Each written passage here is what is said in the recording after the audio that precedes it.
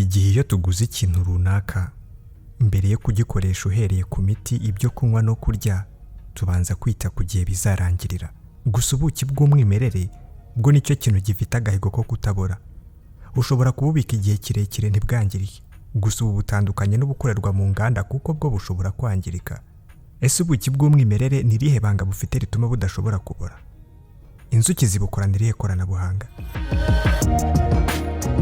Kugeza ubu, kimwe mu bintu bitangaje ni ukuntu ubuki bw'umwimerere ari bwo bufite agahigo ko kumara igihe kirekire butangiritse. Ibi bikaba bitandukanye cyane nk'uko utamara iminsi 2 ubitse amata hanze, ahantu hatari igipimo cy'ubushyuhe kiregeye nko muri firigo, yo wasanga yarapfuye.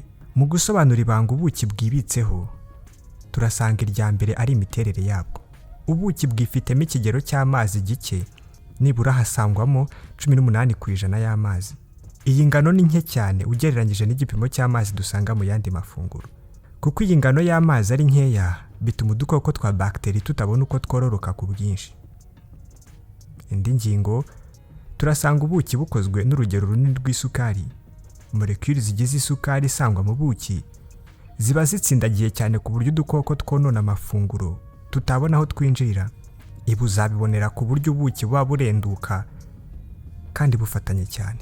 Nanone kandi ubuki bufite igipimo cya pH kiri hasi cyane, hagati ya 3.5 na 4.5. Iki kigero abizi by'ubutabire muzi neza ko gisobanurwa nka acide, naho guhera kuri 7 ugera kuri 14 bikitwa base.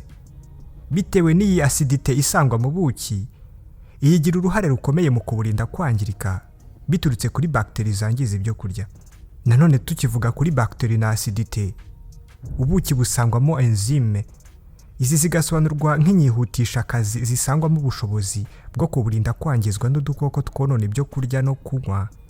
Nk'uko ibindi binyobwa hari ibishobora kutamara iminsi 2 biri ahantu hafunguye, mu gihe ubuki bw'umwimerere bwo bumara imyaka n'imyaka ari buzima butangiritse.